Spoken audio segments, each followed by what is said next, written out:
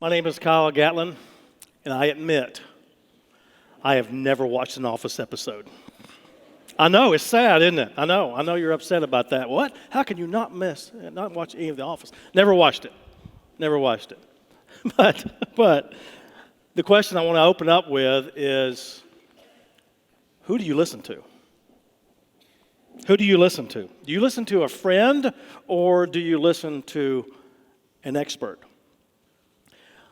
Recent surveys have shown, not a Steve Harvey survey, by the way. We can't repeat most of those here. But the surveys have shown that we are 50% more likely to get advice and to trust advice from a friend rather than an expert. Doesn't matter how much the expert knows or how pretty their voice is, we're more likely to listen to a friend. That research really goes on to say that we actually intrinsically trust that friend or relative more so than the experts. And when you look at a Gallup survey recently said that we, by and large, a great majority of us don't trust the media. So we're down to, well, who do you trust? In other words, who will you listen to? And most likely it's going to be family member or friend, those closest to you. Now, that does have implications for the church, and I'm going to go ahead and spell that out to you.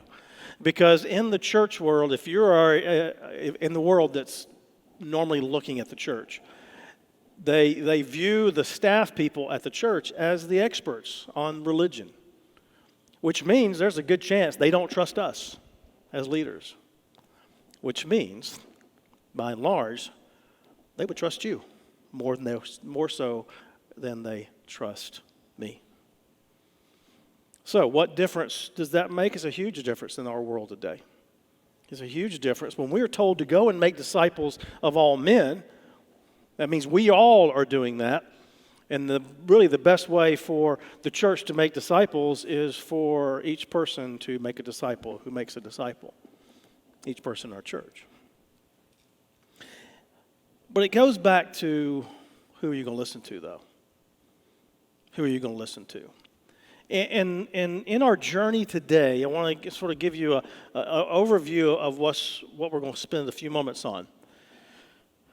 We're actually going to cover Exodus 13 through 33. Okay? I'm not going to read it all straight through. Okay? But chapters 13 of Exodus all the way to Exodus 33. And so we're going to hit some spots in this because there's a bigger story in here that I want you to see. Of course, there's the big story of the Israelites. That's the big story. And in this is passages that if you've been reading the Bible through with us already, that's what you've read. You finished up chapter 33 today, if you've read that. Or if you hadn't read it, you would finish up 33 sometime tonight if you chose to do that. What we're reading and what we're seeing is the birth of a nation in these chapters. We are seeing the beginning of a brand new nation, the nation of Israel. We get to witness the birth.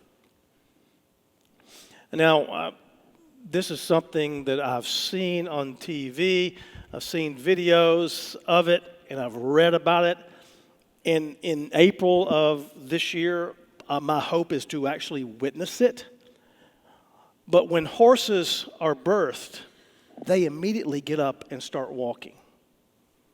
That's what they do. I watched the movie Secretariat a number of times. That's what I saw, right? It's there. And I'm hoping that on my own property in April to see it live for the first time. What we see in the nation of Israel is the birth happens and they're getting up, they're walking, they're moving.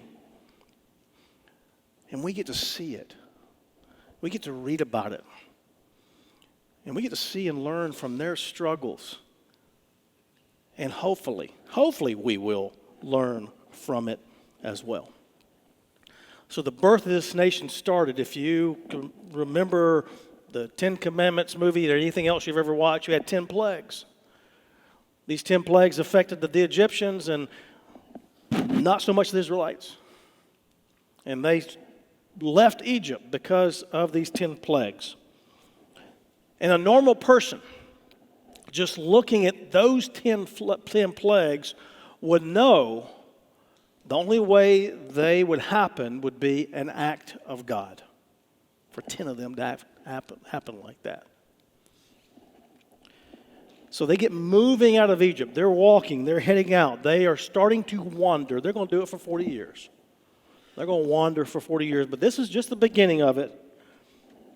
God makes it very clear as they are birthed, as they are moving, as they are walking out of Egypt, He is communicating very clearly, I am with you. Because we find this, by day, the Lord went ahead of them in a pillar of cloud to guide them on their way. The Lord went ahead of them in a pillar of cloud to guide them on their way, and by night in a pillar of fire to give them light, so that they could travel by day or by night. The Lord went ahead of them. This is really, He didn't go way ahead of them. It's not like God went all the way to the promised land and was waiting on them. You know, that'd been easy to do. Hey, I'm going ahead of you all the way. I'll be waiting on you. When y'all get there, I'm there. Here's a map. I'll see you there. No, He didn't do that. Because when it says He went ahead of them, that just meant the cloud and the fire, which translates into this. He was with them. He was communicating, I am with you on this journey. And that cloud and that fire is the evidence that I am with you. I'm going to direct you. I'm going to show you. I'm guiding you. That should have been enough, right? That this was something they had never seen before in all those years in Egypt. They hadn't seen anything like this.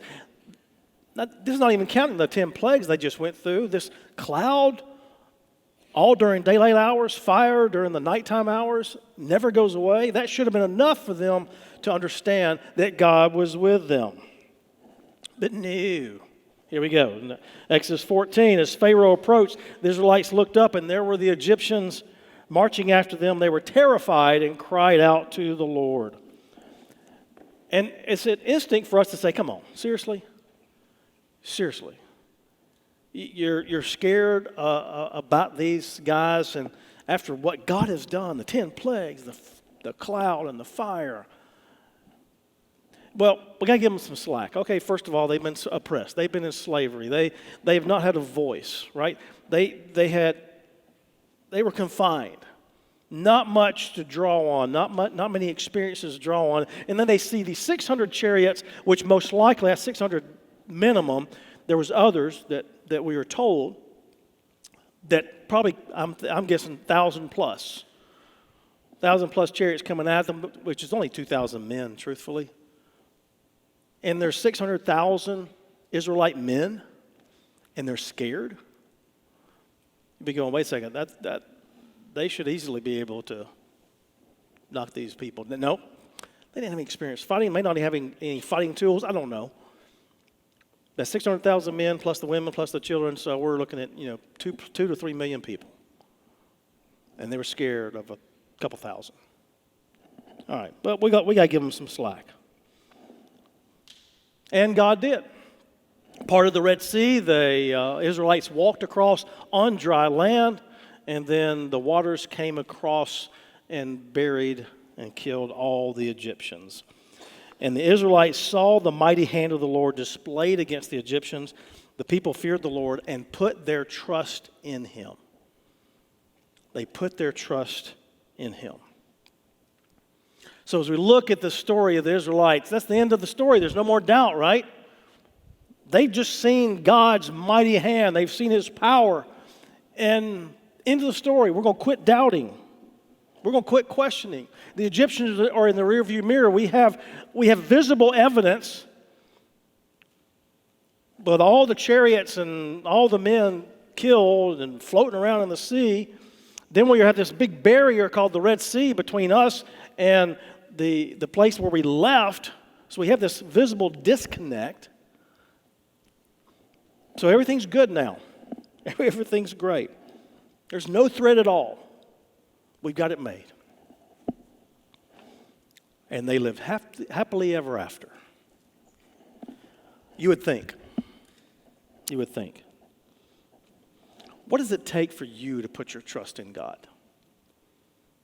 What does it take for you to put your trust in God? It was pretty simple for the Israelites. All these years of oppression, all these years of being under the thumb of the Egyptians, they needed a huge display of power from God. I mean, they got it. Took a huge display of power from God, and they got it. And the text says they put their trust in God.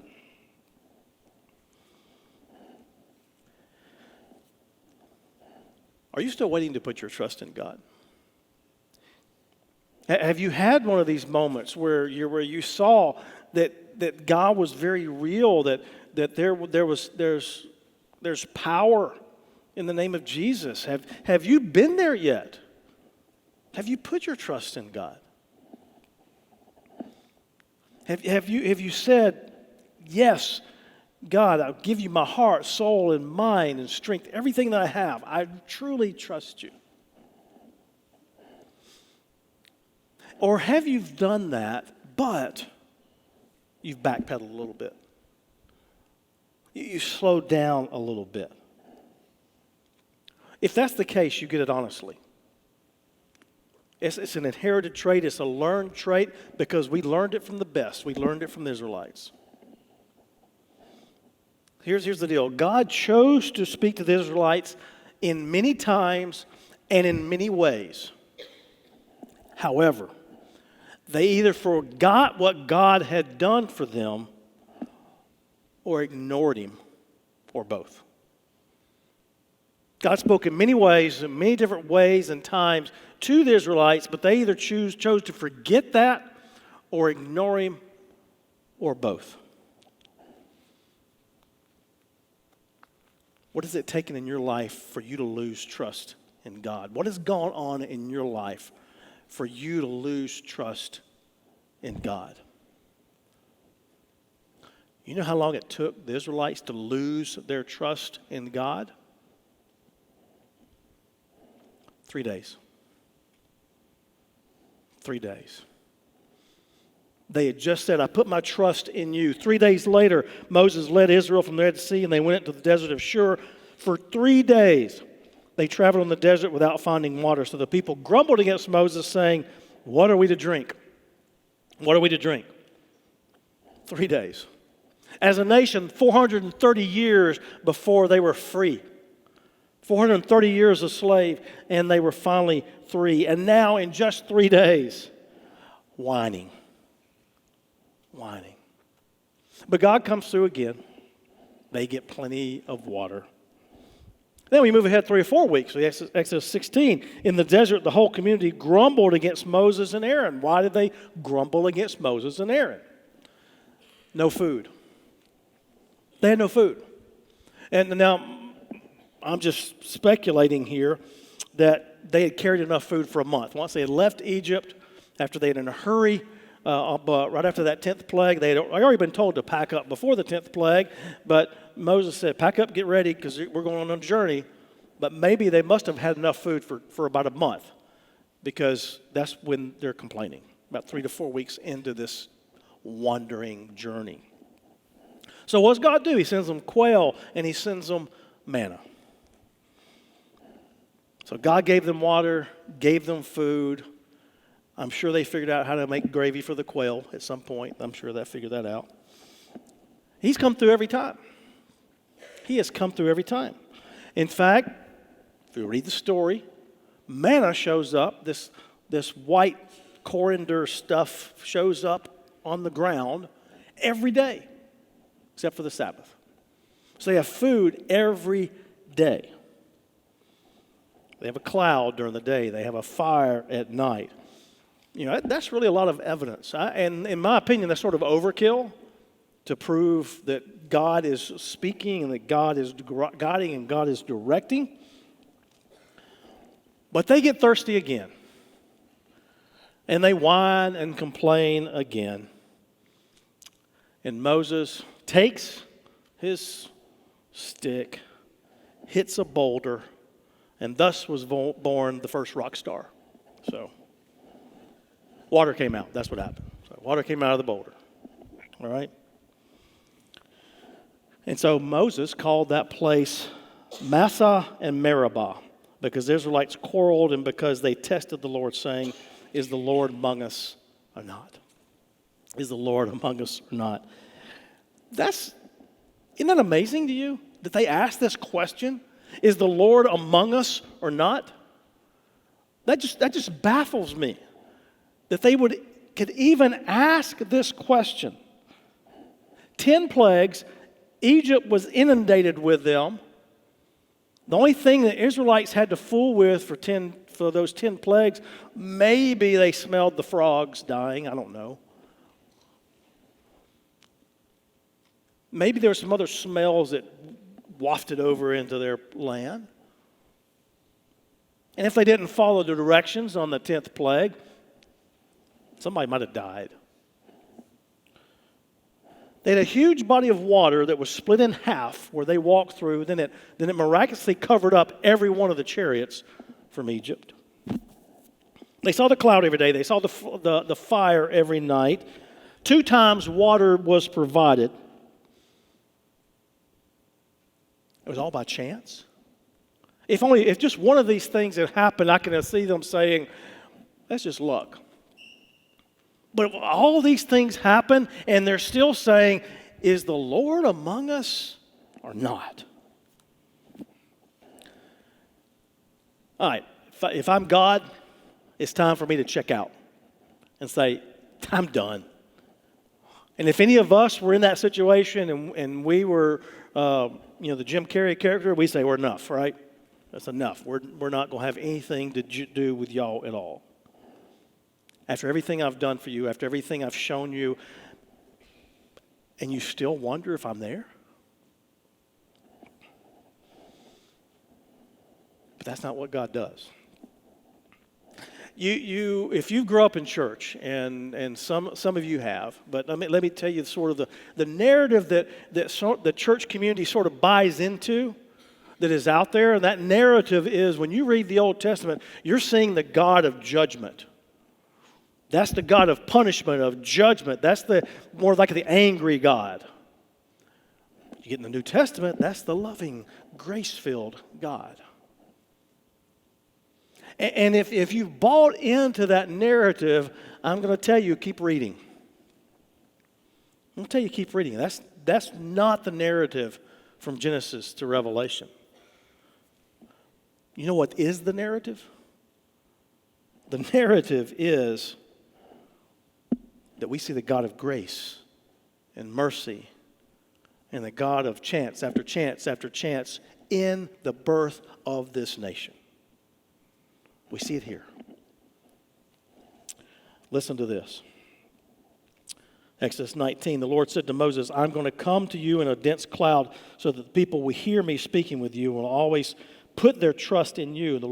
Moses told the Lord what the people had said, and the Lord said to Moses, go to the people, consecrate them today and tomorrow. Have them wash their clothes and be ready by the 3rd day. Because on that day the Lord will come down on Mount Sinai in the sight of all people.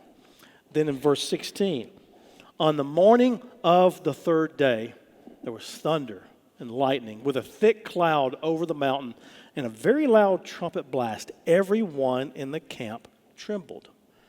Then Moses led the people out of the camp to meet with God, and they stood at the foot of the mountain. Mount Sinai was covered with smoke because the Lord descended on it in fire. The smoke billowed up from it like smoke from a furnace, and the whole mountains trembled violently as the sound of the trumpet grew louder and louder. Moses spoke, and the voice of God answered him. Then the Lord said to Moses, tell the Israelites this, you have seen for yourselves that I have spoken to you from heaven. On the 3rd day, God spoke. On the 3rd day, the people saw. On the 3rd day, the people heard. I think the same is really true for you and me. It takes the third day for us as well. For all the times in our life where we're trying to wonder if God is with us, we're trying to wonder, is He among us or not? I'm not sure. I can't feel His presence. I'm not sure that He's doing anything in my life. But when we get to that third day, when we get to that third day, we see and we hear. Because on the third day is when Jesus rose from the grave. On the third day, the disciples and the women saw and heard the living Jesus.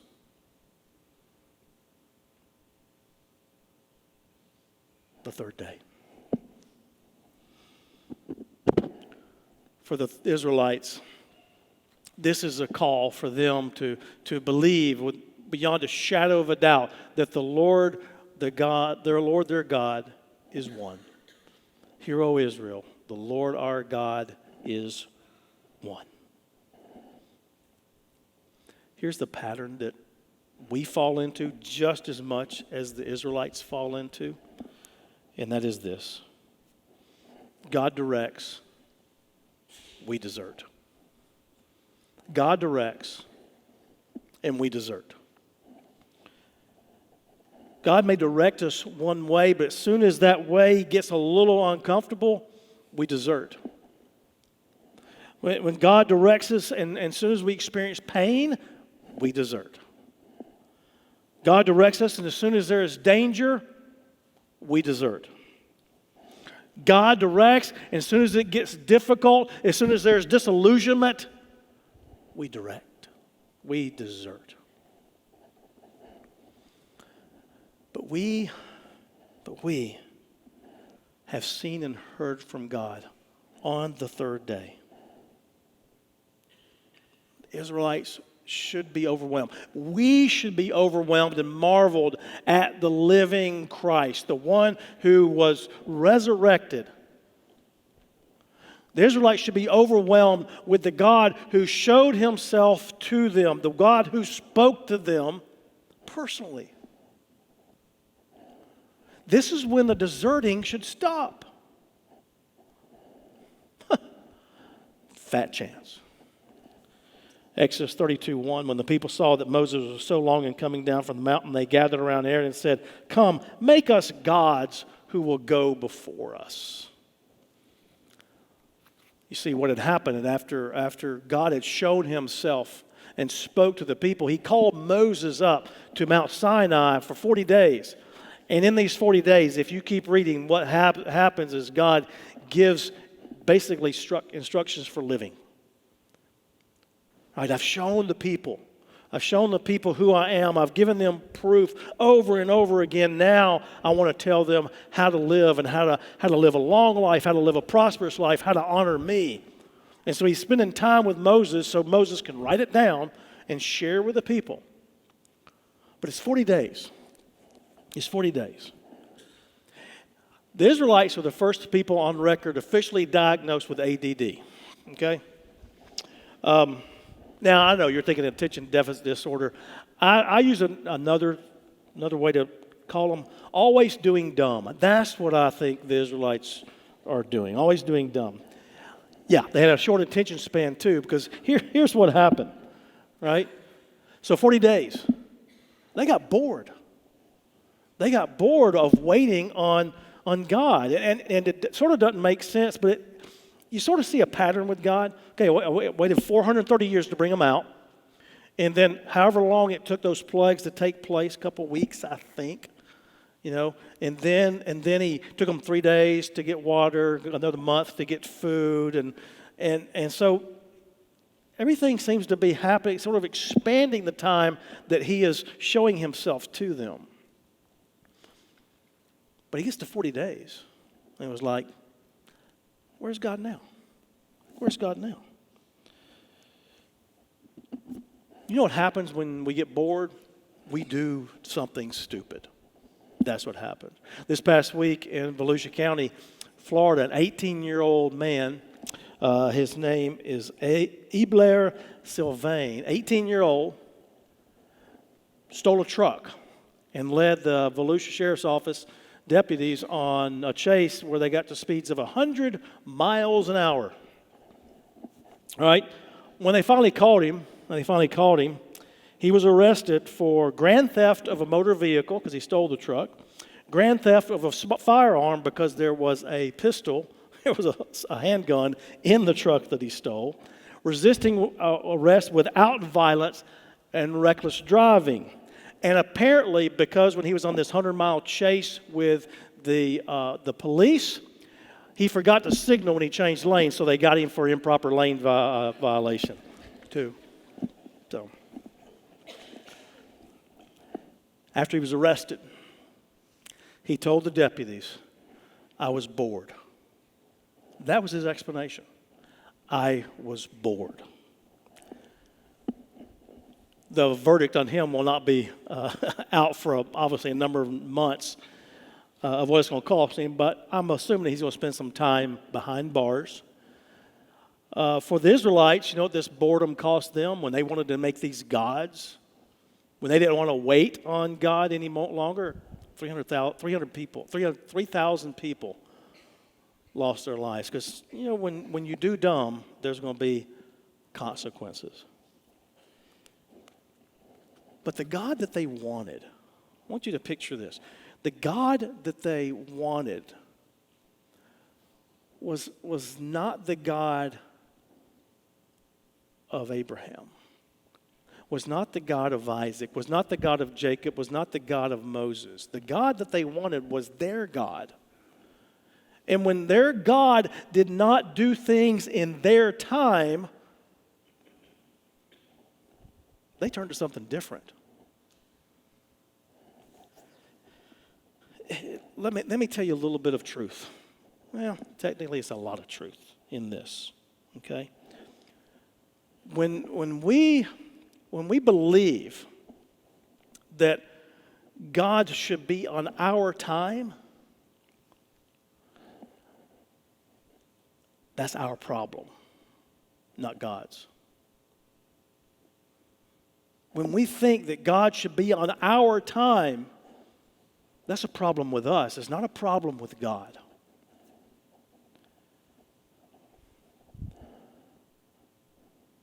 $430 years to free them, 3 days to give them water, but he's going to take 40 days to show them how to live and how to honor him. God should be fed up with his people. God should be at this point ready to disavow them, ready to leave them, and he was. When you read, God was in conversation with Moses and said, these are stiff-necked people. And I'm done with them, and y'all are on your own. You're on your own now. You still can go to the promised land, but you're on your own. You're going to make it to the Canaan, but you're on your own. Moses said this, if your presence does not go with us, do not send us up from here. In other words, if your presence is not with us, don't let us wander for these 40 years. Don't let us leave here and wander for 40 years if your presence does not go with us. How will anyone know that you are pleased with me and with your people unless you go with us? In other words, there's not a witness. If you don't go with us, there's not a witness to you in the world. And then he says this, what else will distinguish me? What else will distinguish your people from all the other people on the face of the earth? Moses knew that the future of this nation, even though they may have to wander for 40 years, the future of this nation was to be something totally different than anybody else in the world. The only way they were going to be able to succeed is the only way that they were going to be able to prosper was to be distinguished from the rest of the world. And that meant God going with them, God's presence with them. And God said, okay, deal. I'm going to stay with you. Again, what's the narrative of the Old Testament? Popular belief? A God of judgment? No. God of mercy. God of grace. A God of giving another chance. So yeah, God directs and we desert, but guess what? God doesn't desert us. God doesn't desert us. When was the last time you recognized God speaking to you? When was it? Have you had a third day experience with God? That day when you knew that this was not a figment of your imagination, that this following Jesus stuff was not just a bedtime story, but was real. It was part of real life that gives meaning and purpose and hope for each day. Have you had that third day experience? Or have you forgotten that it happened? Or have you ignored that it happened?